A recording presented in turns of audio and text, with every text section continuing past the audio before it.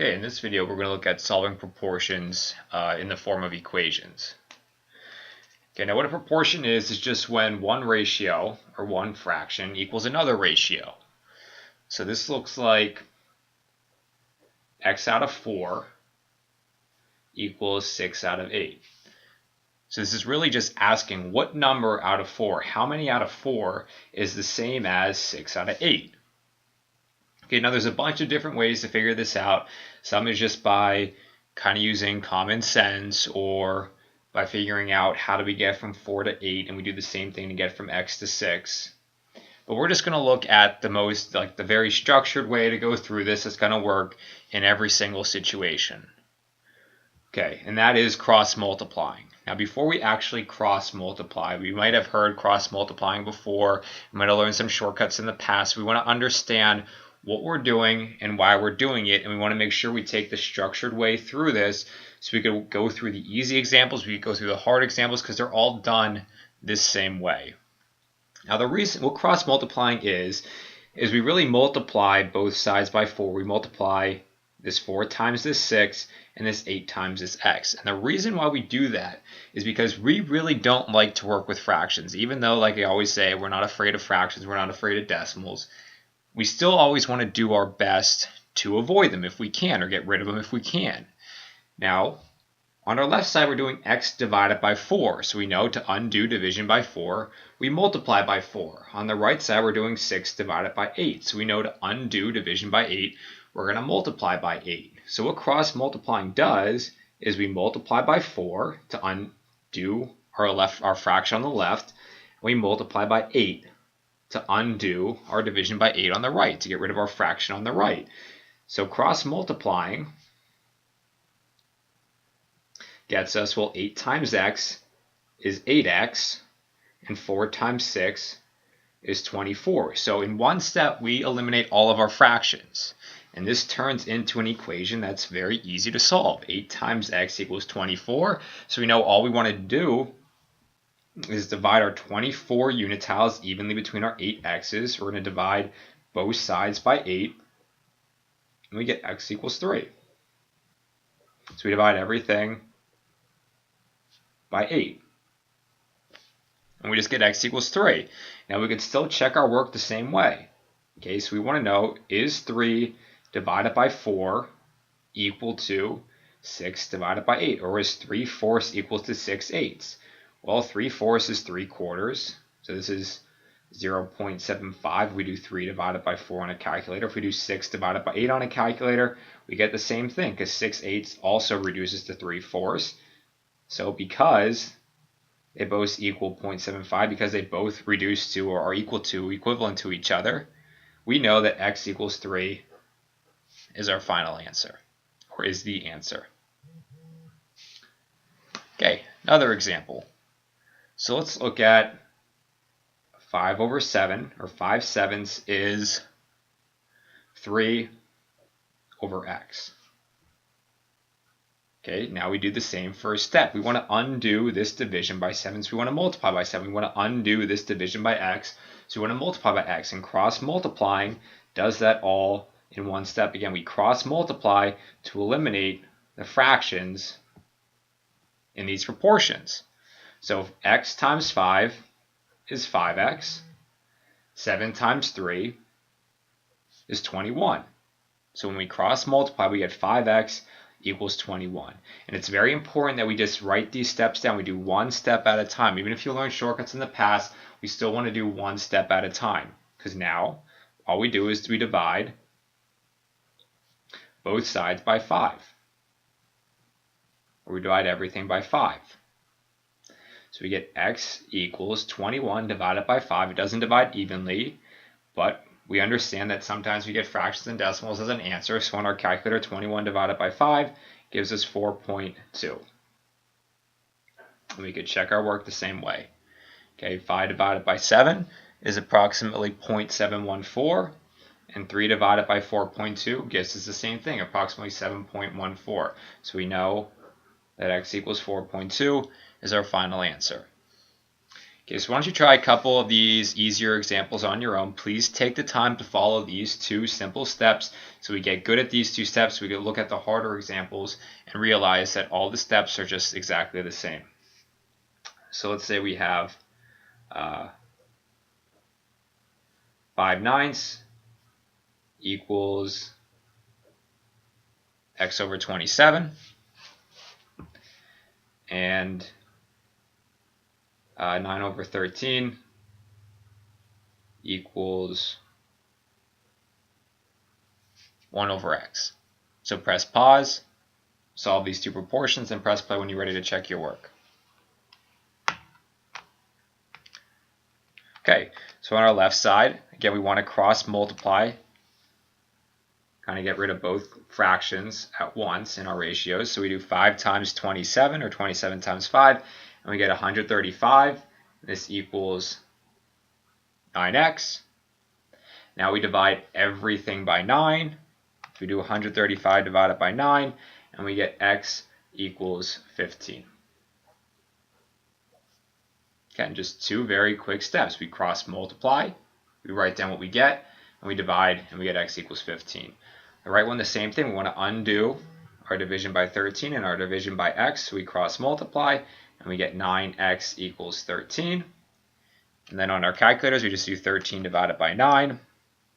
We get x equals 1.4 repeating. Great, so these are how we solve very simple proportion equations. We're just going to keep working through it and solve and look at what happens when things get a little bit more complicated. Okay, but we're not afraid because we understand the basic steps, and these basic steps are exactly the same no matter what. So let's look at the proportion 4x over 17 equals 50 over 75. Okay, so we want to understand, well, what's different about this one? Why might this one be a more complicated example? Well, here we have 4x instead of just regular x. We understood our steps. So the very first thing we want to do is we want to undo division by 17 and 75. So we cross multiply to get rid of our fractions all in one step. So 4x times 75, we're doing 4x times 75, and we get 300x. Now we do 17 times 50, and we get 850. Now we still cross multiplied. And now we see we're doing 300 times x equals 850. So we want to divide our 850 units by our 300x's. So we're going to do 850 divided by 300 and get 2.83. And then 3 is repeating. So we divide by 300. Okay, as you can see, just because we had something that looks a little bit different doesn't mean our steps change. We still have a two-step problem. We cross multiply and we have to divide, but we take our time to do our steps one at a time so we do everything correctly. Okay, so let's try another one. Let's say we have 4 over 11 equals 24 over 5x. Same thing, we want to undo our division by 11 and our division by 5x, so we cross multiply because we see we have a proportion where we have a fraction or a ratio equals another fraction or a ratio. So 5x times 4 is 20x, 11 times 24 is 264. So we cross multiply. Now we want to divide by 20. So we have 20x equals 264. So we divide by 20 just like we would in any other type of equation. And we get x equals 13.2.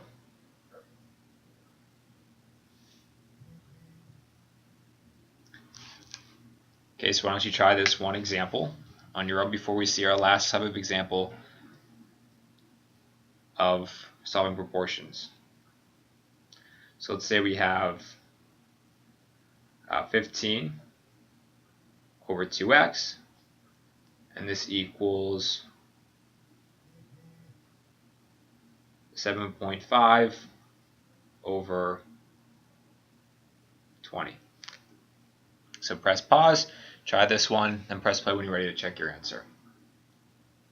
Okay, we notice we have a proportion, so we have a fraction equals another fraction, so we know we're going to cross multiply as our first step. Okay, to undo our division by 2x and our division by 20 all at once. So 15 times 20 is 300. 2x times 7.5 is 15x. So we cross multiplied. And now we want to divide by 15. Okay, 300 divided by 15 gives us x equals 20. All right, and the last type of example we're going to see. Okay, but we understand our steps, so we're really not worried about what's going on. So let's say we have x plus 4 over 3 equals 2/9. Okay, now this one's a little bit different because we have a group. We have x plus 4. We have a little expression as part of our ratio. But again, we understand that we see a ratio or a fraction equals another ratio. So we want to undo both fractions or both divisions, so we're going to do our cross multiplication. So now, this is where it gets a little bit different or a little bit tricky, but we understand our distributive property. We're doing 9 times the group x plus 4. That's all we're doing. We're multiplying 9 by this entire group. All of this is part of the numerator, so that's our group that we keep together. So we're doing 9 times this group equals 3 times 2, and 3 times 2 is simply 6. So we cross multiply. Okay, now we're going to distribute. So we have 9 of this group, so we have 9 x's. So we have 9 times x is 9x. And we have 9 groups of 4, so we do 9 times 4, which is 36. So we have 9x plus 36 equals 6. Okay, now we have a very simple equation to solve. Okay, this one's a little bit more steps, but we know how to solve simple equations like this. We're going to subtract 36 from both sides. Okay, so this 36 is gone, leaving only our 9x. 6 minus 36, well, 6 of them cancel out, and we're left with negative 30. 6 minus 36 is negative 30. Now we divide by 9. And negative 30 divided by 9 is negative 3.3 repeating, or negative 3 1/3.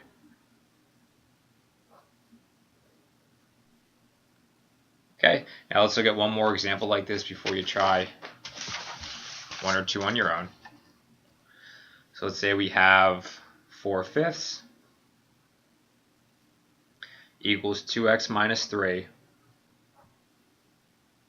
over 7. So again, the first thing we notice is we have a ratio equals another ratio, so we're going to do our cross multiplication.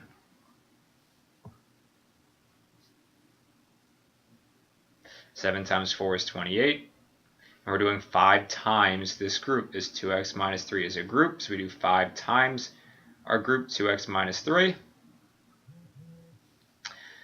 So the next thing we have to do is do our distribution.